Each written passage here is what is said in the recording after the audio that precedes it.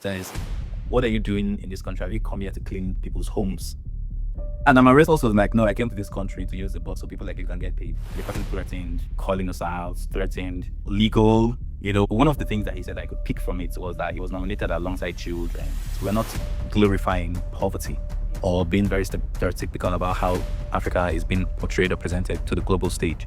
We're portraying Africa as an opportunity that cannot be missed. We sat down at the mobiles. This is music of Black origin. We are the Black people. So my name is Teinye. I'm a storyteller, and I do that as an artist, a writer, a singer.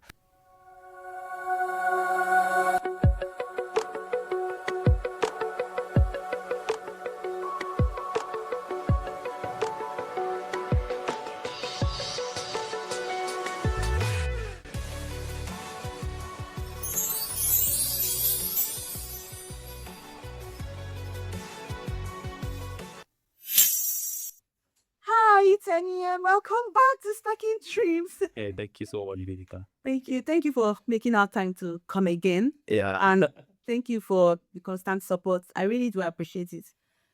It means a lot to me. All the words of encouragement and you being willing to still come again. And in between, you kind of had to go to the hospital at some point. Hope you're feeling better now. I will ask you that Okabra, but for real. Before you just came back to me now. Yeah, you are way better. Way better. Glad to hear that. So I'm just going to touch on some things that we did mention the first time you came. But let's just start from the beginning and then I can chip them in as we go along. Okay. Okay. The multipod word, were you the one that coined it? No, but I popularized it. How so? So the other variation of that word is multipotentialite. But I felt multipotentialite was too wordy. And then I saw somebody so I belong to this group of people under Emily Webnick's book, How to Be Everything. Okay. Yes. And somebody just said we could go with multipod. But the person didn't obviously explore it further. And I said, well, I'm going to use that word and popularize it. So it became popular with my book. It became popular among so many people. I mean, so many people began to use the word without even going into deep research about it. And yeah, because I think it's very short and catchy, and Yes. it has that about Yes. the multiple. Had a modernity to it. True, it does. Yes. So for anyone hearing the word for the first time now, how do you explain it at a dinner party? Under 30 seconds. A multipod is somebody who can do so many things and is willing to. Yeah. So can do in essence, they have lots different kinds of talent. Yes. Right? So somebody who is able to navigate 2, 3, 4, 5 talents and thrive. And so the word here is thrive, not just have it, but use it and thrive. Okay. I have some follow-up question on the back of that, to be honest. Do you consider yourself a multipod? I am very much a multipod. Very much so. How so? Because I've lived my life in different phases. I've lived my life pursuing different things, right? And I've managed to build a life where I have so many people who know me for so many different things. You understand? So in the corporate world, people know me as a guru in marketing and communications. And then, of course, when you come to the arts, people know me as a storyteller, a writer, a culture writer, an event producer, a culture producer. In the classical field, they know me as a singer, a conductor. So I have all of that, going on in my life. So yes, I'm very, very much a multipod. Amazing stuff. Has anyone ever looked at you funny when you said the word? Yes. Tell me about it. Yeah, because first of all, it's from a lack of education, really. Some people don't know the word, and some people, when you explain it, it still doesn't make sense to them. Because I find, in my journey as a multipod, I found that people who are single cannot relate with people who are multi-gifted. So to them, you're scattered, you're not put together, you're indecisive, so they can't really relate with your reality. You get, so when you be such persons and you introduce yourself as a multipod, as the icebreaker, and like, what's that? I'm somebody who thrives in multiple creative pursuits. And they're like, okay, so they're expecting you to say, but there's this one thing. Yeah. Or because you can't have the one thing as a multipod, they look you funny. Yeah, but I've seen a couple of others. But what I do is, I think one of the things that I think I wear my multipod crown with pride. So it's very hard for you to make me feel less of myself, because I've dealt with that. I've dealt with that years ago. I've had to write a book about my struggle with depression, having to, over explain myself. So now I present as a matter of fact, when I present myself as a multipod in a room of experts or single gifted people, they feel bad because I come with all that glory and all that. This is us and we're here. We exist. Wow. Yeah. But if you wanted to introduce yourself, I'm guessing you don't step into a room saying, "Hi, I'm Teinye the Multipod." So I guess my question is, who is Teinye? Right. Again, this is also a little lecture. Teinye is a storyteller. And I'll most likely introduce myself. It's, hi, my name is a storyteller. My name is Teinye. I'm a storyteller. And I do that as an artist, a writer, a singer. But that's how I introduce myself. So yeah, so because Free Multipod has that one thing that all of their abilities wires into. And it's one of the things I train people. It's one of the things I have, like, so some people come for consultation, just to know what the center of what their multipotentiality is. Yeah, because we always have to have a center. And for me, it's being a storyteller because I'm able to do storytelling creatively as a writer and then as a singer, as an event producer. So that is really what Teinye is, a storyteller. Amazing. I like that. I like the fact that you embrace all aspects of yourself. It just shows another level of confidence in who you are. Yeah. And it's nice. I'm sure it rubs. Does that rub off on people around you? It does. It does. I have a mentee, a girl whom obviously was in the place where I was many years ago. She was doing life. She's a lawyer, and then she is a poet. And then she's been wanting to, for the longest, she's having to choose between law and poetry. And she's been wanting to know how to navigate that. So she obviously came to, I met her on LinkedIn. She came to consultation with me. And just 1 hour in, her life turned around because what she does is she's a lawyer, she's a poet, and then she's passionate about advocating for women and girls. And I said, this is it. You can put all of these. Now, when you go reading about women's rights, right, you're most likely going to see this bland document, this very serious legal document, but you have the legal side of things, so you know how it's done, and then you have the zeal, and then you have the gift of poetry. Mix all of that together, and then she has a book that is, so it's a poetry book about the women and knowing about the laws that exist, but it's very different. That's the unique blend of being a multipod, because you're going to do it in a way that no one else can. Yeah, for real. I see. You've been a model, manager, fashion writer, life coach, and author, which I think is absolutely fantastic. Documentary writer, event founder. Walk me through the timeline. What came first, and how did each thing lead to the next? Who? That's a smart one. That's a smart one. And so to answer that, I'll have to go way back and bring you up to speed with my journey, right? So I think I said it last time I was here. When I was between 7 and 8, I discovered drama. I knew that I could act. It became natural to me. And then when I see child actors on telly, I'm like, I know I can act more than this person. So I knew how to do that. And obviously, because of how academics were, you have to study, you have to really, and then I could draw. I could draw somebody, like life drawing. It was a skill that wasn't popular at the time in my locality, right? Or in this part of the world or that part of the world where we were. But it was something that was frowned at because it had nothing to do in contributing to my academic success. Yes. So yeah, that vision kind of died, or that Synonymous to where we come from. exactly. So that died. And then, but in terms of profession, I guess you want to know the professional timelines. Obviously, yes, because like you've explained, if you are not one thing, so it might be creative, it might be just So what I mean professional, I'm talking about when I've started getting paid for many things. Right? Yeah. So what started it is event management. So right from I planned an event at age, I can't remember what age, but I was in primary 4. That's not possible. Very possible, and I have a video for it. Are you serious? I have a video because a friend of mine who did that stuff with us went back to my primary school and went to the very class. I was like, so you've been hearing from the voiceover. I said, I tell you, remember this is the class where you organized this. I didn't know how I put the team together. I had somebody who cooked They rice. team together for We're all, I was in primary 4, so I'm guessing I'm 7. 7. Okay. Yeah, thereabouts. I put a team. I had somebody who was cooking. I had somebody who was decorating, but pretty much just putting paper decors. I had somebody who brought this rechargeable light that had the radio to it. I had some, so we had all of that, and we had a party, and we nearly got expelled for it because we're having a party. You know when you finish exams, the day before, Yes. it's very Yes. bland, Very chill. very chill, and there's nothing really happening. Yeah. It was one of those days, Ah. and we dressed to the nines. It was a good for that age. Now thinking about, anytime I think about it, I'm like, what? How did I even think of this? Exactly. But it's funny how that happened. So pretty much when I got out of secondary school, before that, I was everybody's planner in the house. I was everybody's event planner. Everybody, nearly all my cousins. As a matter of fact, my sister, which is much more later, my sister literally walked into her wedding because I planned everything.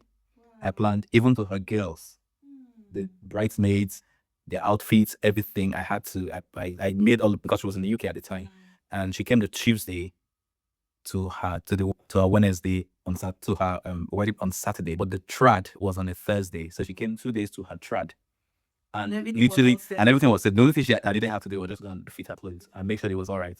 You understand? So I've been that person in terms of event. I think I love events. I love live storytelling, because events. That's what events is. I like to put people through an experience. It's something that's the kind of storytelling I do on stage. So I think events really started it. And then along the line, I realized I can manage talents. I just realized I could, because I've had friends in uni who just, they talk about gigs they're going to, and I'm like, why did not pay you like this? Why are you not having this? Why are you not doing this? Why not? And then you just get people say, can you just please take the phone and talk to them for me? Can I ask you something? Sorry to cut you, please. When you do these things, is it that you research them and then you gain the knowledge, or it's intuitive? Very much intuitive, at least to a large extent. I do research. Trust me, I'm a sucker. I read a lot. And I'm so addicted to study that if today I want to study about ants and how they procreate, it could take me 3 weeks. I'll be reading about it. I can be that dedicated. Yeah. So a lot of it is intuitive, really. But I also have the elements where I go to research. But some things just are common sense to me. Where, okay, if you're going to book an artist for this program, this is what should be done. So I know some of those things by instinct. You understand? So, I mean, obviously, I've had people who come to me asking me, okay, just speak to them on the phone. And I've had to represent people. And I'm like, you know what? I'm going to make a business out of this. Why not? Why not? So I ran a modeling agency by accident. By accident. Now, I'll tell you how that happened. So sometime when I studied in Ghana, right? And I happened to be in the right place at the right time, because I was working with an event production group who they were big. They're the organizers of Ghana Music Awards, Malaika Ghana, and things like that. So I was working with them. So I kind of gained some insight in the fashion industry, in the music industry, in the arts, really. So when I finished uni and I moved back to Nigeria, and then my dad had retired from the Air Force, so we didn't live in Lagos again. We moved to Port Harcourt. So Port Harcourt was a virgin land. I went there and I'm like, this town, I'll do something. And that's something about me. When I go somewhere, I just spot opportunities and I start to do things. So I moved to Port Harcourt and I just went to a few events. I'm like, I think I'm going to start an event. Now, this is where the modeling came. I wanted to do event because that is my thing. So I had a partner who was going to now handle a modeling agency aspect of it. So things went sour. The partnership went sour. Or the partnership itself, man. Yeah, the partnership went sour. And so I would say that because I also do not like to fail, and I can do anything to prove you, then I can do something, not from a place of strife, to prove to myself that I can do it. So this person obviously left, and he says, well, I'm not going to work with you again. The model agency angle, I'm going to take it. You can handle the event side. But guess what? Because of also how very good people say I am in terms of management, in terms of interpersonal relationship, the models, they don't want to go with him. They're like, no, we're going to stay here. And Rusty, you're going to manage us. unanimously. Wow. So he felt I'd obviously gone to, Coach them. yeah, but that wasn't the case. So I learned on the job. I didn't have interest in managing models, but I learned on the job. I started research. I'm like, oh my God. So I called my friends who run successful agencies. And I'm like, what do I do? What do I do? So I had a recast. I was the first agent then in Port Harcourt. This is 2000.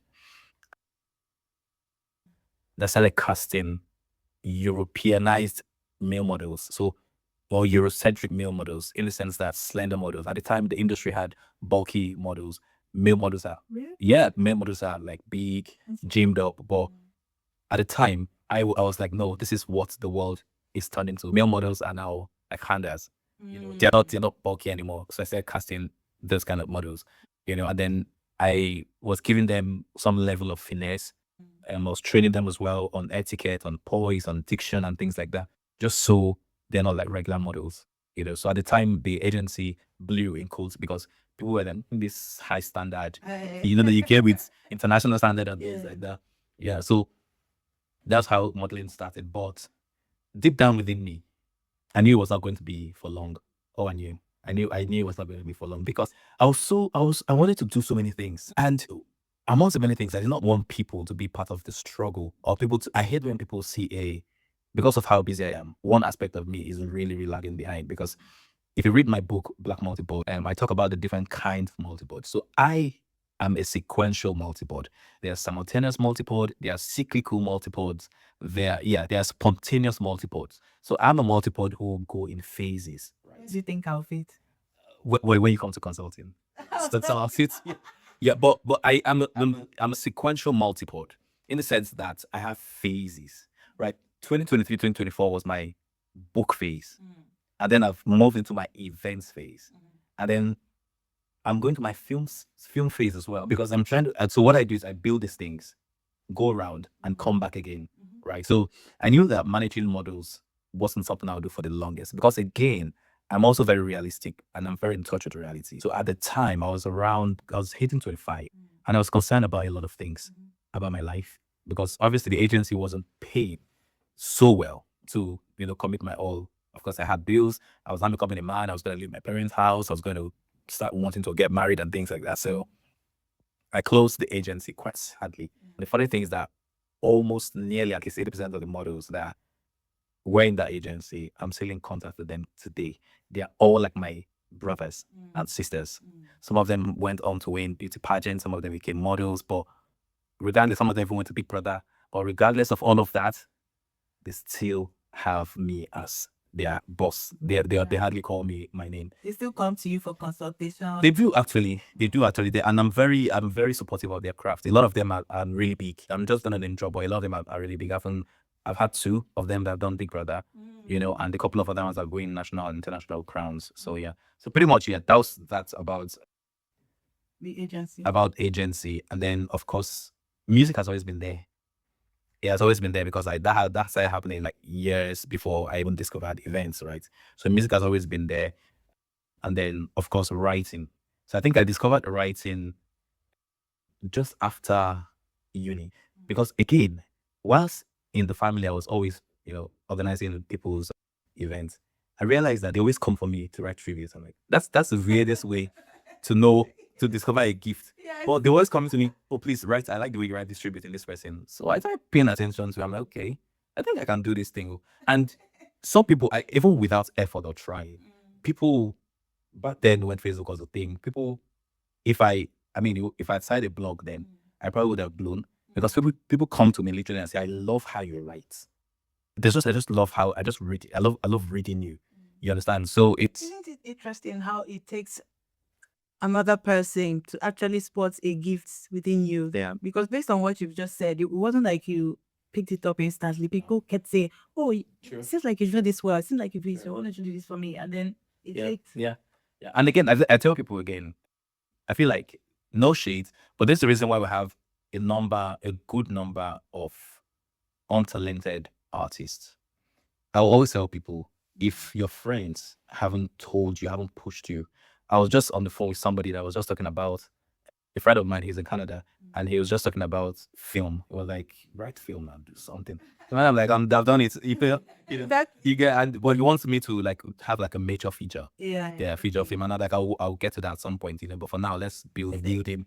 You understand? So yeah, I tell people all the time that if you have a talent that you want to commercialize, and you haven't had as much as 5 people, random people, not your friends who are trying to gaslight you, 5 random people who have told you that this, you need to pursue this, don't go for it. Because I've listened to some people, I'm like, do you play your tape to your friends? Do you talk to them? And because they advise you. yeah, but the friends need to stop deceiving their friends that I do well. I mean, support me, but I Don't lie to me. but don't lie to me. Don't lie to me. And for me, I take it very, if I consider you my friend, I take it very, very highly when you come to me and say, Teinye, this thing. As a matter of fact, let me just quickly drop this. The agency, my modeling agency, it took my friend to tell me. She said, bro, you're struggling with this thing. Leave it. Leave it. Leave it Maybe alone. they go to something else. Because, and truthfully, I was, because at that time I wasn't paying attention to it. I was going to, I'll move to, I'll go to Lagos and hustle and come back to Port Harcourt. My models felt abandoned. I'm like, you know what? I'm just going to end this ceremoniously and in peace without it falling into Becoming a thing. Yeah. So yeah. So after the agency, so events, modeling agents. Yeah. And then what? Yeah. Then I now went into corporate communications. I went to the corporate world and I worked because obviously writing is there. And I've built quite a portfolio in writing because I was writing articles. I was working hand in hand with Linda Cage at the time. Oh, really? Yeah, I was writing articles so you guys were shading people. Well, yes. So I was writing some articles. I was essentially giving her news from the South. Oh. Yeah, from South Nigeria. Yeah, I was giving her news. I was able to put people on Linda Cage when Linda Cage was a thing. And when you got Linda, like you had blown, you decided to have that little power to do that. So I knew my way around PR and communications. So I now moved into corporate communication via some startups who I helped shape their communications, help them launch, planned because of the event side of me. I planned the product launch and it was a thing. So this I tell you other people, look, we have this guy. If you want to launch a product, meet this guy. Yeah. So I had that moment of working in corporate communications for a while, but I knew that was essentially for within Belly. So You understand? mom was it was mom was work. It wasn't as if because I did not feel fulfilled. Yeah. I still had that thing that was missing. That was missing. I wanted to properly be free. In the corporate world, you can't. I mean, I nearly dragged one big brand because obviously an article that I wrote for them on business day that I needed credit for. They didn't credit me. We had all that back and forth. That's how restrictive the corporate world is, where you're expressing your talents in there. So I'm like, now I want to be outside where I'm able to do freely. You understand? Without being, because one of the things, because one of the things they were saying was like, well, at the time I was working, I was heading the media communications of a particular company. And then they were like, well, that is what your office, so you're writing it on behalf of the company. I'm like, no, you hired me to oversee media and communication. My writing is different skill set. My man. It's a different skill set that you pay for separately. To know your worth. So it was a big thing, but yeah. That's so when I went into corporate communications, that was what I did before moving to the UK. So moving to the UK, I wanted to go a different route. And again, coming to the UK and with where my head is at right now, I just realized that, I mean, I've had the applause, I've had the trend, I've trended on Twitter a couple of times. For real? A couple of times. What was the worst one you trended for?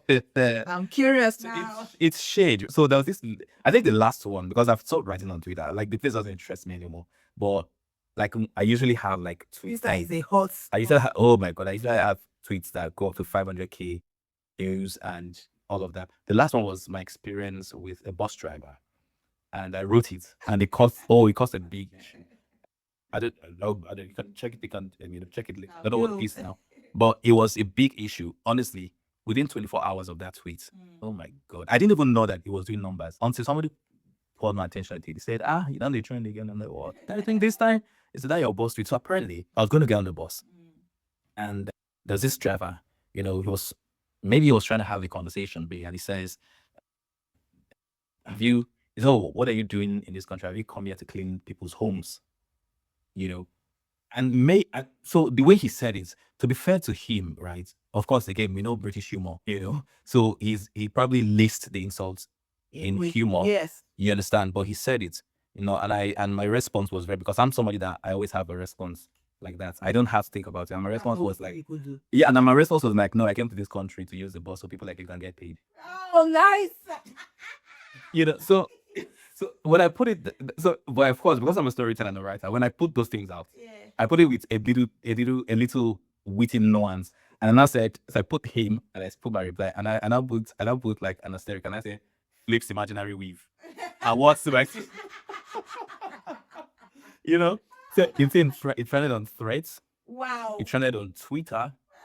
As a matter of fact, I didn't even know it was trending on Threads, so I just went to Threads to see it, and people were like, somebody was like, this is so, again, it was so bad that it was us versus them. Oh. So it was, and that was not my intention. I did not like what. Yes. As a matter of fact, people came to my DMs to insult me, go back to your country, things like that. It was a whole lot. Twitter is a mess. It was a whole lot. I used to like Twitter was my favorite social media platform before. I actually had to force myself to start liking Instagram, but now I've tried so hard to go back there, but it's so difficult because I think I express myself better when I type than just posting a picture and I'm just putting captions or making videos. I express my people. I mean, I've met with people who say, "Oh, I think you speak good," blah blah blah. But have you read me? Because I write better than I speak. Oh yes, I write better. I write 80% better than I speak. I would say that categorically, because if you go back and if you go to my Substack and you see how I write, you'd be, oh, how do you come up with this website? Yeah. So, but but definitely. So I mean, that's that. The writing part of it was, but coming to the UK, I just realized that I'm in a place where I'm done with the frenzy. I'm done with the hype. Okay. I've trended, and infamously and famously, but I'm in a place right now where I just want to build platforms, build institutions, and that's why the efforts I'm making, because I can literally come and say, oh, I'm going to do like African fashion show, and which is good, which is a platform, but I'm just in a place where I think I want to build platforms that makes others shine, because I have had a fair share of the limelight, though not really big or internationally, but I've enjoyed feet. That's why you call it fair share. Yeah, so I've enjoyed a bit of that. So I'm like, nah, I want to. That's why I'm somebody who never puts himself in front of the projects they do. As a matter of fact, if you follow the projects that are mine, it's very hard for you to pinpoint. Yeah. Because I don't. If you, I mean, somebody met me at an event some weeks ago, and he was saying, "Oh, the guy that does AfriBall." No, don't get to that yet. I'm like, okay, we're coming. Yeah. But I mean, yeah. Anyway, so what I wanted to, before I move on to my next question, I wanted to ask a question on the back of all you said. Of all your talents, which one is your favorite? Writing. Writing. Yeah. Okay. It's writing, singing, producing, and every other thing. Yeah. Nice. I was just curious about that. So, did your family encourage all those interests, or did they just try to narrow you down? My mom had a moment or a period of living in regret. My mom, before I left Nigeria, my mom is the one person that would come to my events with her friends and buy a table. And that's her. Yeah, that's her. I won't say paying for, but that's her now supporting me more than she did before. And you can't blame her. She was a teacher. So you can't blame her. She was a teacher. Her dad was a teacher. So she's come from this studious family where you have to read and pass on things. So she didn't understand it at the time. But it got to a point where they got to a point my mom was asking me to turn to Big Brother. That is something you would, that's something you would never hear my mom say. No, that's something you never hear And that's teacher parents say. God. Because they're so strict. But it got to that point because she saw how talented I was, how at age 10, I sang in front of the church, and I had some people who had come from America and they wanted to take me to America, and she was like, no, he needs to finish school. So she's seen how special her son is. So I mean, she just got to the point where she really, really puts her money where my mouth is really. Oh, Yeah. that's sweet. And your dad? My dad. So because my dad is a creative or was a creative, my dad and Charlie Boy, we belonged to a drama troupe in Eastern Nigeria at the time. Even a power like too. No, he didn't. He didn't. But my dad he was also friend with the late Sadiq Dava. Yes, because Sadiq Dava was an Air Force airman before he died. Before he left and went to journalism. Yeah. So my dad had a bit of that. But of course, my dad is first son. He has many ones with many mouths. I feel that my dad would have been doing what I'm doing. But he had I feel like I take a lot of my dad because he's a creative. But yeah, so because obviously my dad never, it was my mom that really kind of put those boundaries. My dad never gave me any headache because he could relate with everything. And if anything, my dad saw me as a chance to correct the things that he didn't have the chance to correct. Yeah. Yeah. I like that when it's not, it doesn't become a toxic thing because especially if the child also wants it. Because sometimes a parent might get lost in trying to fix the mistakes they made in their lives with their kids. But when it's like you and your child are in synergy, I find it really lovely to see. Which reinvention surprised you the most? About myself or Yes, like as you discovered your talent and you kept evolving from this to this, just going in. yeah. Which of those gifts surprised you when you found out you could be it or be them? Wow. That's actually hard. I think it's film. Yes, I think it's writing for telly, writing for film. Because again, you know that I said long before I discovered music, long before I knew I could sing, I knew I could act. And then I knew how to direct. Right. I would tell my friend, no, say this, move to this point. I did as a child, I was saying that. So I think right after, I left corporate Nigeria and moved to the UK and everything. And I started having that interest of filmmaking because trust me, I've had multiple attempts at getting into film from the front.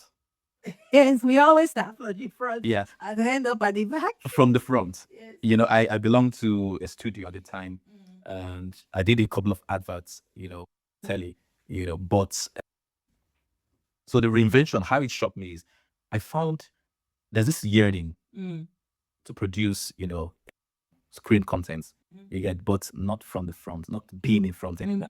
Like there's no interest. Honestly, like if you want for you to get me to start in a project, I've had somebody, in London, he was like, oh, I'm doing this project, come and start. I'm like, Lynn, can I assist? Then do assistant producer? Can I do director? Or stay video script and doing that? I mean, and he said, no, you're the character. I'm like, well, it will take a lot for me to go in front of screen for film. It will take a lot. Yeah. I think I'm done with that. So and it's shocking because again, I loved being in front. I enjoyed it. I had my fair share of drama, but now not anymore. So Yeah. I guess it's growth. Just Possibly. evolving. Yeah. Evolving. Yes. So you moved to the UK and what was that transition like and what did it do to your sense of identity as someone who's already had a complex and multi-layered one? I think I prepared for moving. Okay. Yeah, I'll say that. And to be fair, right? To be fair, I won't say the culture shock I had was maybe the things I had to do to survive. Those were not the culture shock. The culture shock obviously was the fact that you come to, especially moving to, I came straight to Newcastle, right? And the fact that not everybody's speaking Queen's English. That was the culture shock. When you hear, I'm like, what are they speaking? What are this? I can't hear a thing. I only experienced London in transit. So I, of course, flew into LHR and then took a train from there straight here. So I didn't even get to interact or see the daylight of London. I was from airport straight to train and things, So when I went back to visit London, then I heard people speak the way I've always heard them speak on BBC. I've always heard them speak on British films. So that was like That's what I was expecting. exactly, that was a cultural shock. And then the fact that you think you're coming and everybody's all prim and proper and they'll sit down together, then you see all sorts of people. And I go, okay, They're do that better. They're not all that. They're like they have good PR. Yeah. they have good PR. They have good PR. So I would say that'll be my culture shock, because again I prepared for coming here. So in terms of complexity, especially when you're multi-layered, I think I use it to my advantage, because I know that a place like this allows for an expansion Yes. of your wholesomeness. You get, so I won't say I had any issue navigating that. It was just that, especially again in the Northeast, one of the things that I just hoped happened was moving here, seeing a lot of my people in good places. I've been in rooms where I'm the only Black person.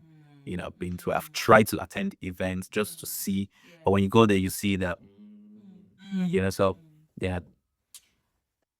You've already answered my next question, which is, did the UK make it easier or harder to be multipod? That make it easier. Yeah. Yeah, because obviously you can't have a day job. I have a day job. Yeah. You understand?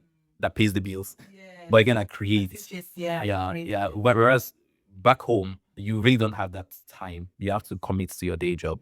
Yeah, and then yeah. Yeah. So were you ever tempted to simplify yourself just to fit in? Many years ago. I've dealt with that. Yeah. I've dealt with that. Your book is called Blank Multipod. Why specifically Black? Because I've read books about being a multipod from people who do not share the same story as myself. People who wake up one morning and my dad is in the backyard gardening, and I've told my dad I love to garden, and that's not my reality. That's not a lot of Black people's reality. And then so the specifics of the book is talking to people who are in traditionally Black homes.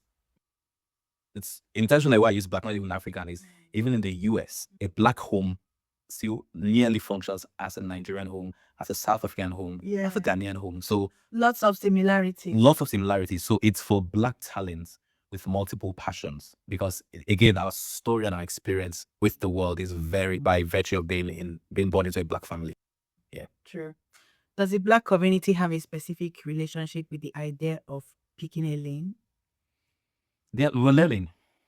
People like myself. I mean, I was asking Google AI or Google something, and it showed me something I was so impressed with.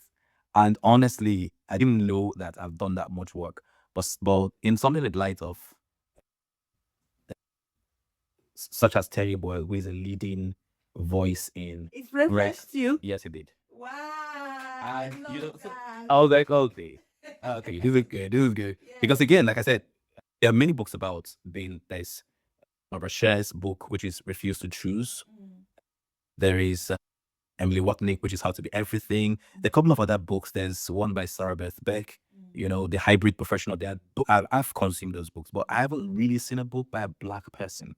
So maybe that's why, one, it references me being a Black author, and references the book being, centered towards Black people. Yeah. So when I saw that, I was like, okay, this is something really good.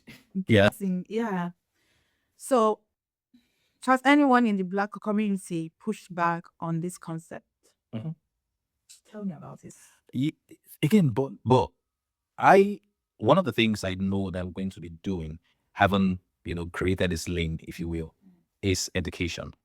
So I've had to educate people, who still believe in that mentality that if you're not pursuing one thing, you're not disciplined, you're not precise, you're scattered. They'll tell you just put your because not bind. For the first time, she was so vulnerable with me. I think she read my book, and she was like, she's an older cousin, well traveled, she's fairly very very okay, comfortable, and she said she said she'll never forget something a woman said to her on the plane. They're going from Nigeria to New York. And she would just tell the woman, oh, so I sell this and I do that. The woman was like, are you not too old not to know what you want to do with your life? Jesus. She said, all through her visits to the US, that thing kept, she said, I haven't read my book. She said she did not know how much damage that thing. She came back, she didn't, all the goods that she bought from America, she didn't know how to sell it. She was now tiptoeing around how to market her things, because again, she sells clothes, but she sells imported food for those Nigerian families that can afford it, And imagine and then again, she has a job. She has a day job, So someone telling you that, you know how psychologically it affects you. So she felt a type of way, and then she was like, honestly, that reading this my book, she said she's heard me talk about this multiple thing, but reading my book, she she now she started healing. She started the process of it. She did not know how much damage. She said to the point where she wasn't able to post on Instagram because every post she wants to click, like, are you not supposed to do this? Yes. It was like, you understand? I can So it's crazy. But again, like I said, what I do is I educate people. I'm very. And again, I had years of research to get to this point, so it's not everybody has to be easy. But you can't put me in a room where you're going to shame me for being a multipod. Nah, I would give you facts and figures. I'll give you non-multipods and polymers from the industrial era. I'll give you old people who have done well in their lifetime. I'll give you those people as an example and tell you how I am also going to be like them. You understand? You have Michelangelo, you have W.B. Du Bois, you have, is it George Washington Carver? You have these people who are actually scientists, who are now they do law. They are artists as well. Somebody's doing physician, is a physician, and you're an author. There are very diverse industries that one person is leading. And it used to be praised many years ago, until industrialization came and everybody wanted to now be an expert. So you just took the question right out of my head, which was, I wonder if there was some form of conspiracy theory, because I like to look into those kind of things. I wonder if there was some form of conspiracy theory to just make people toe the line and just always do this one thing and don't do this or instead. Yeah, and again, Get some form of ideology that was just preached that started to shame people. so this happened in the industrial era, right? Where before then, when the world was pre-industrialized, people were able to study law and then practice law 5 years and move to geography. And then in the midst of that, realize that they could draw and become artists.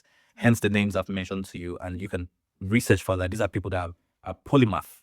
These are people who've actually studied different things. But because the world was now the industries were shaping. There was a revolution, industrial revolution, where if you want to make this light right now, you need people who are experts who are going to study something specifically for that. Before then, because the world wasn't industrialized then. Industrialization started with the railroads, really. You understand? But before then, when everything was pretty manual, people could do many things. You could have a tax collector who is obviously in accounts, and then he goes to church and is a priest, and then he goes back home and they have things like that. But when the world was now, gadgets were being made, the Underground Railroad was being constructed, weapons were being made, they had people who needed to go and specialize in these things. Hence specialty. So it now became a thing for people to say, I'm an expert lawyer. I'm an expert this. I'm an expert that, because you've grown in that, forgetting that humans will still be humans, and then your ability to do many things will not die just because you've specialized. Right. Yeah. So you write about multipods suffering from what people call near success syndrome. The accusation that we start things and never finish. Be honest with me. Do you recognize that in yourself? So this is how I'll approach this question, because at the end of the day, to whose standards? To whose standards? To your standard, you might have completed the project. So it could be to another person's standard. For instance, okay, imagine if I have a series of a film, and the world is enjoying it, and I get to season 4, and I choose to end it there. Now, to you, you might be like, right, oh, after season 4, this is a 5 would have been the one that would blow the brand or be, but to you, you're done. Okay. You understand? So at the end of the day, when you say near success syndrome, some people want different things from life. I personally, I tell people a lot, I'm not looking for fame. I'm not looking for fame. I'd rather be worth knowing than well known. So if you are going to feel like I did not hit fame, or me not hitting mainstream fame is me being near success syndrome, Yeah. I'll have you understand that no, That's not what I want. So that's your idea of success. And again, I like how the world makes us define success on our own terms. For instance, you could host an event now, and a successful event to you might be 30 guests. Somebody will be like, this event no blue because it's supposed to get the same. So again, to say again, so to standard. So yeah, so that's how I would approach the question. To standard. For me, I've had people think that this is near success syndrome for him. He should have completed this, but I got done with it. Wow. Yeah. Yeah, that's another way to look at it. Let me go about it like that. How do you personally fight the pull to start something new before finishing what you're on? Mm. Mm. So, as multipods, right? One of the things that one of the things I teach people about is to be not just be multipod, to be a disciplined multipod. Now I understand. I'm not going to try not to understand. I understand that there are some people who are just did not finish things. Yes. So being a multipod is different from multitasking. They are two different things. And I say that I say that a lot. The fact that you can multitask and do things does not mean you're a multipod. A multipod is somebody that thrives. You are trying, you're not thriving. You understand? So I'll say that the pull really, to finish something, before starting something is, again, that's why I broke down the complexity. Look, I've had 7 years to study about this. So I broke down the complexity of multipods, right? And that's why I'll tell you that I'm a sequential multipod. And I would have to complete one thing before going to the next or starting the next journey, right? So, but again, some people are spontaneous multipod, which now falls into the people who might not complete something and they move to the next shiny thing. You understand? But then again, that's them being multipod. And back to your previous question, that's them done with that phase. Seen? Yeah. I'm not even oblivious to the fact that some people are like, oh, I thought he was a writer. That kind of conversation. I saw that. I saw him. I saw him singing his own because I saw he writes. So I've had people, be that, and then again, but the beauty again. So this is me for flipping it to the advantage of my multiple lifestyle. The beauty is that people get to see you from different angles. You're like that, and then if you're facing here, you see this side. People are having just a very few people are able to see the fullness of you.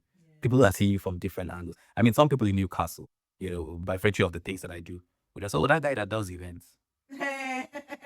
But when you come closer, when you research for that, you go, oh, okay. Or possibly they might see a film. Maybe I've produced a film, I've written an article that is powerful, and they read about, it's not this guy that it's what he writes. Yeah. You understand? Lots of people after watching this podcast will be surprised that you're an author. Possibly, yes, because my book did not blow. I was also surprised. My book did not blow the way the events things have. Yes. And again, that's because my book catered to a particular audience. People. Yeah. Yes. I think it's really cool. What's the thing you started and didn't finish that you think about most? Is there anything like that? I know you said multipods are supposed to thrive, but was there anything at all that you started, being that you have multi talents and didn't finish? I think about it like, what if?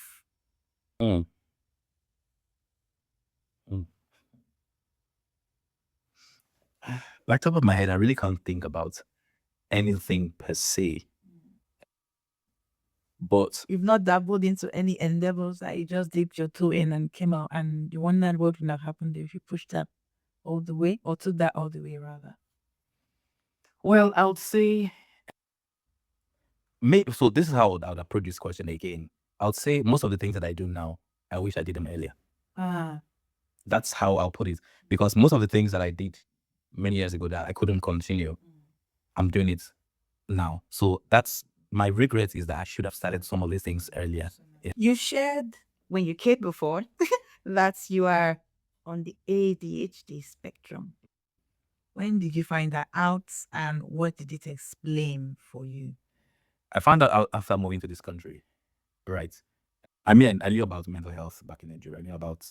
I knew the concept of spectrums that exist within the mental or disability spectrum, but I didn't think I was on a spectrum, and I didn't even need to go for any clinical diagnosis.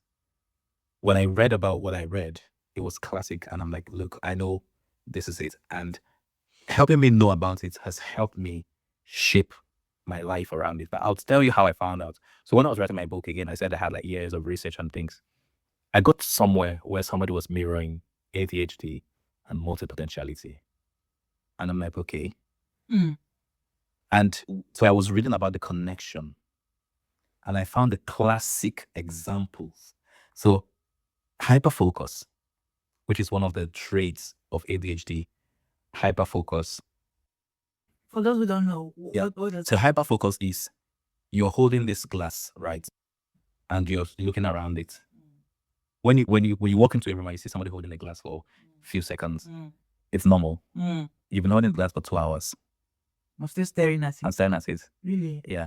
There are people like that. Oh yeah. Oh yeah. If you work with mental health, you find. So that's one of the classic. It also has autism to it, right? So that the ADHD, there's hyperfocus. There is also, I mean, hyperfocus is the classic. You understand? Then you have is when you get something new. There's this your frontal lobe just lights up, and then you want to chase that thing. You want to chase that thing. You want to chase that thing, and then it dims, and then you chase the next thing. So underneath the multipotentiality spectrum, there's still that neurodiversity that is there. So I don't realize I'm not neurotypical. I'm very, very much neurodiverse because my wife would say it. When I start studying something, honestly, you think I'm crazy. I could be on my phone and not eat until I get to the root of something I'm studying. Now, you might think it's normal that you're being studious. No, it is how my brain is diverse to the fact that it cannot do anything else at that time until it gets this. But if you're neurotypical, you're wired to go do something, come back, and do other things. But if you're neurodiverse, and especially when you have hyperfocus as one of your classic presentations, you would find that you're not able to move away from something until, and then you're routined. Everything has to be a routine for you. And for me, I'm not strict on routine, but I pretty much have a routine. For instance, I can't focus with anything else happening when I want to get something done. So my wife knows that when I take my laptop and I go to our third row, I don't want to be disturbed because the minute I even hear a knock, I'll lose my train of thought, because of my brain is not wired, to deal with so many things happening at the same time. Wow. You've actually fed into my next question. So, which was, do you think ADHD and being a multipod is connected? Oh, definitely. Definitely. In my book, there's a full chapter on it. There's a full chapter. To be honest, I'm ashamed that I'm actually interviewing you before reading your book, but I'll get to it. Has knowing that you are on this spectrum changed how you work, how you build, and how you show up? Yeah, because I show up better informed about myself. I now understand why I do the things that I do. There's this Teinye book, Why You Act the Way You Do. When I read that book, then you understand that you're something and melancholy, things like that. So it's shaped me into understanding why I did. I used to have a problem with some of the things that I exhibit or experience, but I've come to peace with it because I'm like, okay, yeah, this is you embracing the fact that you're actually very neurodiverse and It's fine. Oh, Yes, yeah. it's fine. You coach people for a living, but who coaches you? I have awesome mentors. I believe in mentor-mentee relationship. As a matter of fact, I know we'll get to that point with the event we're building. I got stuck somewhere and I had to speak to a mentor who got me unstuck. You always have to be a mentor. So I have mentors I have spiritual mentors. I have mentors in health. I have mentors in creativity, in professional mentors. I have mentors who've become friends. So they cater to nearly all my needs. They advise me as a friend because maybe they have married longer. They advise me as an older person. So I wouldn't say I have a coach per se, but I have mentors and I have idols, right? So idols, obviously, people who I haven't met in person, but I mirror their life. Yeah, I look up to them. I read about them, and then I have mentors who I'm very much in touch with. Who do you call when you're lost? Okay. Of course, not literally. Yeah, of course, not literally. Uh, That's the person that comes to mind. It would definitely be my wife. Yes. It You'll definitely be my wife. You understand? But I was wanting to understand where, if it's general life and everything, well, I'm definitely my wife. Or if it's industry specific, say event, book, things like that. I have a couple of people, but when I'm lost, it's definitely my wife. Amazing. Have you ever been in a season where even you couldn't motivate yourself? Oh yeah. Yeah. Tell me about it. And that was when I lost my dad. That was the first time I had a writer's block. Look, I have never in my writing career. Yeah, thank you. I've never had a writer's block in my entire writing career. Because for me, writing is very special. And that's why it's the first amongst the abilities, because it's the one thing I mean, when I want to, the next thing after writing is singing. But singing, I have to abstain from cold things. I have to prepare the voice before I can do it professionally. But writing, if I pick up, honestly, Vivica, if I pick up my phone and I want to write and say, just write about my experience coming here, I will just go. It will just, it's as if someone is telling me what to write. It just comes. I don't struggle. So when I lost my dad, that was the first time I struggled to even write. I couldn't. I was not. That was inspired my Substack, because I was just telling people that, look, I'm learning to write again. Yeah, I'm learning to write again, because even my dad, I use AI to write my dad's tribute. This is the man I live with, but I don't know what happened. That bad. Yes, it was that bad. I was telling somebody, I say, I was collecting everybody's, because I did the program. I was collecting everybody's tributes and everything. I haven't written enough. I was telling my friend, I say, I don't even know where to. I don't know how. And maybe because I want to honor my dad with my craft so well that I wanted to write it well. Yeah. But I wasn't getting to that point. And someone just said, just use AI. And then I used AI and I just edited some things, but it wasn't 100% me. Yeah. So that's that point. I wouldn't say I was not motivated, but it was such a period. I've never lost a parent. That's my first. Yes, of course. You understand? So it was just all of that, really. I'm sorry to hear that. If I lost my dad, I don't know what I'll do. He's my hero. Sorry. Yeah. What does a bad day look like for the world's leading multipod expert? A bad day will be probably me not advancing myself. Every day I tell myself, I do little bits to get to where I'm going to. So every day it's intentional for me to do something that moves me a step or an inch, closer to where I want to be. So a bad day will be obviously me unable to, due to health, due to anything. Yeah. Jesse, let's talk AfriBall. Hey.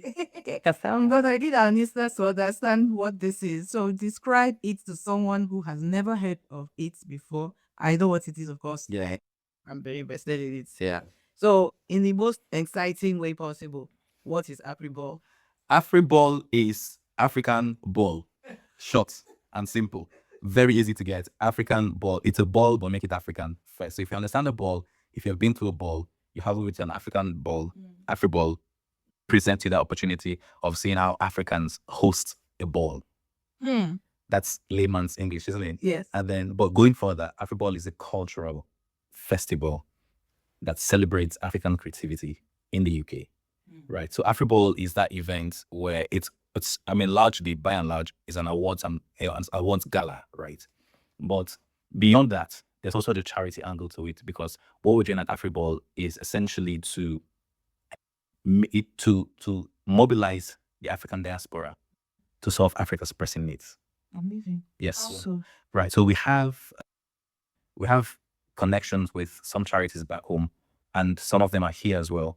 Where, for instance, voting for the Creators Awards, which is ongoing, 10% of every £1 vote is channeled to a cause, and the cause is digital literacy.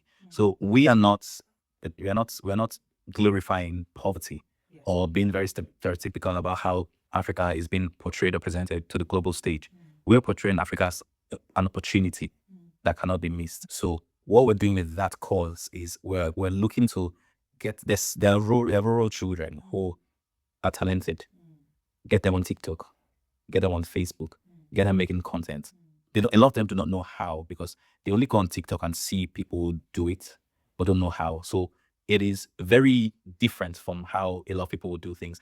Or we're looking at sometime going to this year. We've got partners in Ghana and of course partners in Nigeria, and go to some rural places and gather children and teach them what TikTok is, how to use TikTok, how to make money from social media, because digital money is the new order.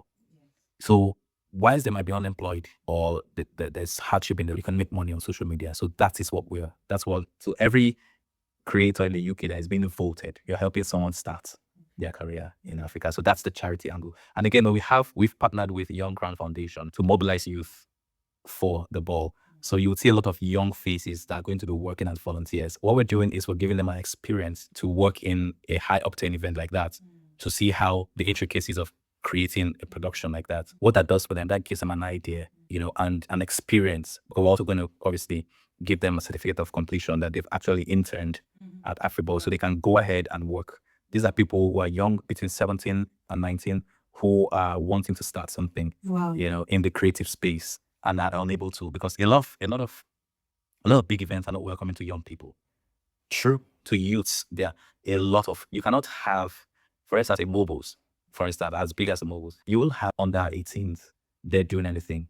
You get, so we are giving them the chance to not be, to partake, to sit at the table and say, we built this, we created this as well, we're part of this, because they're the next generation, whether you like it or not. If you're a millennial, our time is going past. Whether I agree with not. You understand? So these are the young people, these are the younger people rather, who we should be helping. So it was a strategic partnership with Young Crown Foundation. And what they're doing again, like I said, they're going to mobilize youth, and youth are going to be very involved in the production. We're also going to have a youth segment somewhere down the events, just so there's that visibility, because there's so much gatekeeping and wall against young people that a lot of people will not even know how things like this are done until they're far in their 20s. You understand? So this is giving them that room. So yeah, these are the different aspects of AfriBall. So AfriBall to a creator is an awards platform. AfriBall to a donor is a charity platform. AfriBall to a fashion person is an opportunity to dress up. So it is many things in one. Multipod. Yeah. Many things in one. Yeah. How did the idea come to you? The lack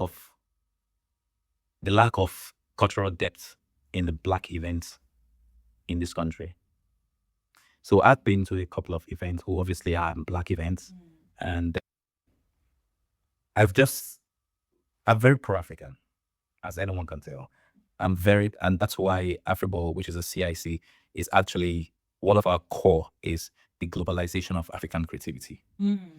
And so, but then again, there's also the authenticity part of it, where we want people to be freely African and express.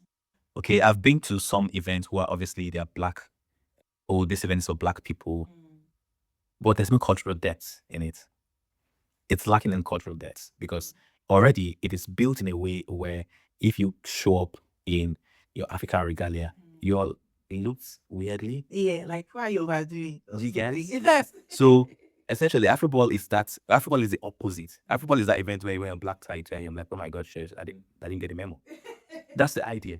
So that we're on the far end of it, where we want people to encourage. Because again, you dressing African, you patronizing an African designer is you contributing to the creative economy of the African creative sector, right? So it is very important. I mean, we spend a lot of money on the Zaras and all the other brands, but why not have an event where you can invest in African couture and then wear that thing to that event? And the truth is, I want more of it.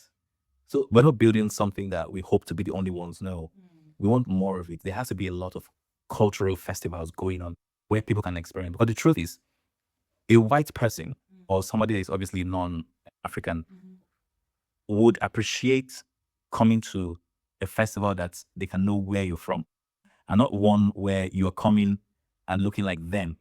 You understand? Yes. So that's why the few white people I know, personally, I really don't know everybody that's bought ticket, but the few white people I know that are coming want to see how a ball is being done in the African way. You understand? So yeah, pretty much that's what is the lack of the cultural depth in most events here, most high events. So again, we have a lot of Nigerian Association events, Ghanaian Association, but the level at which AfriBall is playing on, which is obviously classed as a high class event, if you will, it's an inspiration for me to put Africa on that pedestal. So we can actually have an event with that level of class with still enough cultural depth and not just limited to okay, you have Owambe in this place and all of that. Those are like, I mean, those are like community, but we should be able to push it up there and put it in that pedestal where people are okay. Yeah, so that's pretty much that's what it is. We're building the UK's Met Gala. Yes. And I can see it going there, to be honest. But on the back of this, because it's one thing to want to do an event and put it on a pedestal, like you said, of Met Gala, and then it's another thing to get people to actually key into that dream, especially with what you've explained, where there's already a level that they're playing on. So you bringing this, it might look like, yeah, maybe what's this thing they're trying to do, but I'm not used to this. Tell me what the reception has been like in regards to this. How has it been? Has there been acceptance, or tell me? Whew, mixed. So there's a very mixed, it's a very mixed situation right here, honestly. So I've had people who are very invested in it, or like, oh, I love this is great, this is blah, blah, blah, blah. And I've had reactions, not directly said, but I've had reactions from people who, maybe because it is who is doing it. You understand? But I've had reaction, all different, and I was expecting it. Because when you're doing something that is not done or hasn't been done in the exact way, there's always that room to allow people to express, Question it. to question it. It's normal. It's the first edition. After the first edition, the template would form and people would know what an AfriBall is. Right now, people are just, it's in everybody's holding their breath until you come to AfriBall and experience AfriBall. And then AfriBall would start selling itself without doing so much. So I've had that. And I've had people who, I mean, a recent incident happened. And this is where I'm going to be saying it for the first time publicly. Because yeah, it's an exclusive, and but I won't name drop, obviously. But there was a particular there's an individual who came. I mean, obviously, there's voting that's been going on, and the person was questioning why people had to pay to vote, and his concern was multi-layered. But I could see right through it. I could see right through what it meant to him. So the category he was nominated in, he was saying, so it's not really about merit. It's about who gets the highest, but in his term, who pays to win it. And I said, have you read about the Creators Award? The Creators Award is a viewer's choice award. It is not an industry award where you have a jury that obviously selects winners. This is determined largely by your community and your ability to mobilize your community to vote for you for a pound. As simple as that. But you had a problem with that. And we had back and forth to the point they had to take him off the category, because he had accused us of scamming people. Said AfriBall is a scam. That's what you're doing, is scamming people. Wow. But it was shocking to me that this person is from our community that is saying this thing. This is somebody who obviously charges people for his service. This is somebody who I'm sure has done, I've looked through his work, has done events. Yeah, so no, I would not. No, this person has done events and has charged people for his craft and then for entry fees. And then you have a problem with somebody in the community that is building something that you don't know where the funds are coming from. And then you're questioning his business model. Because that's what I told him. I said, you're having a say on my business model. And saying what's the charity we're working with. At the end of the day, when the money comes in, I will try to educate his ignorance by saying AfriBall is a CIC, meaning that I don't get paid. Whatever money comes in has to be used. There's an asset lock from CIC. I was waiting for you to finish because I wanted to play the devil's advocate and ask him, why do people have to pay to vote? Yeah, So you can get his answer. Yeah, exactly. So but essentially, first things first, as a CIC, it's common knowledge in the UK. That's a CIC, you have to internally generate funds. And as a first-time event, everyone is saying, no, go to Arts Council, go to this, go to that, you get funding. We haven't managed to get one funding. Externally, no. All of this is being done from my pockets and a few good people's pockets. Wow. Yeah. Wow. Yeah. Serious. Yeah. I was speaking to somebody yesterday on the phone. I was saying a lot of people probably think I have this big funding, that's why I'm making this big move. No, I've had to put house deposits on this project. I'm saying it here on this podcast because I know it's going to pay us forward. And years after, when people watch this, when AfriBall becomes a household name, they will understand that the very first edition was me dipping hand into family savings to do a project for people, in my community. And that is why when he said what he said, it really hurt me because I'm like, do you even know sacrifice that have gone into this? Anyone can go and ask how much that venue goes for first. That will give you an idea of the base fare. And then and mind you, the venue doesn't come with sound, lights, and stage. So there's production entirely that's going to go there. They don't have a stage there. No. You have to build one. You have to hire. You have the higher stage, you have the higher sound, you have the higher lights, and so many other things. So people do not, when people stay and imagine and probably think, spouse, like you and your wife, or think how much has gone into this. I can't question the way they think it's been funded because it's crazy. It's crazy for some. It's a risk. Huge risk. It's a risk for somebody to set aside over 10K pounds to do a project like this. It is a risk. But you know what? I've built brands over the years and I understand how it is to start a new brand. And I know that while I might not realize the money, while the business, while the CIC might not realize the money by obviously support this year, it would. It would many years. We'll do hundreds of thousands, and would probably sell out a place like Utilita and things like that. It would happen. But this is the first of its kind. And I knew the level at which I wanted to start it from, so that we can't even go below that. You get so again, the reception, has been mixed, obviously, from this individual who, it was a bit going to be messy, Wow. Oh yeah, the person threatened, calling us out, threatened, legal, was going to do all of these things. And because now one of the things that he said I could pick from it was that he was nominated alongside children. And our nominations, where we had over 1,087 nominations across the country, we didn't have anything to do with nominations. As a matter of fact, what we did was we shortlisted the top 6 people with the highest recurring nominations to form the category, to lead their categories. You understand? And this individual happened to have good enough numbers for him to be on there. But obviously he feels we just sat down and looked at people, and then of course, maybe the people under the category as him are not complimentary.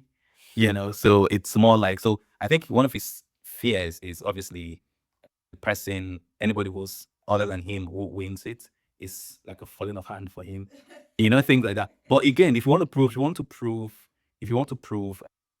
that you're big, pay for your votes or get people to pay. That's how I would win. Yeah. You understand? That's how I would show that I'm bigger.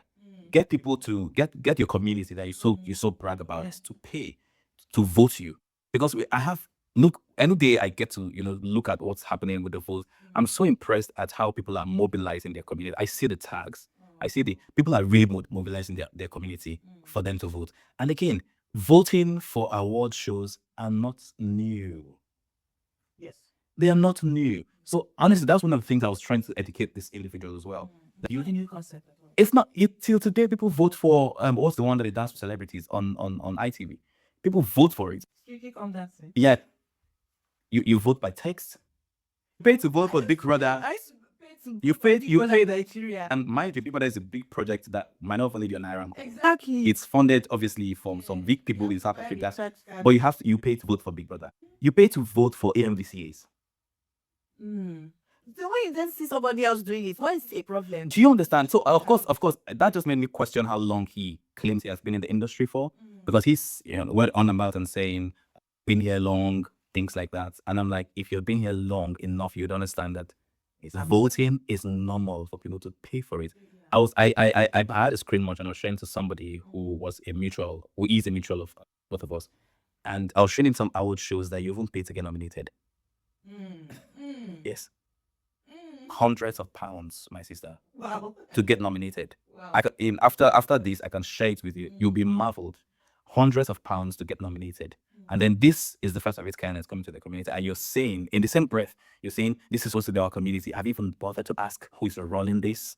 Do you think it's the voting money that is running the thousands that is going into the production? Are you low? Do you know how much has gone first? The voting is like one of the last thing we're doing. Venue has been paid for, production media you paid for, and you think it is the £1, £10, £50, £100 that is running AfriBall.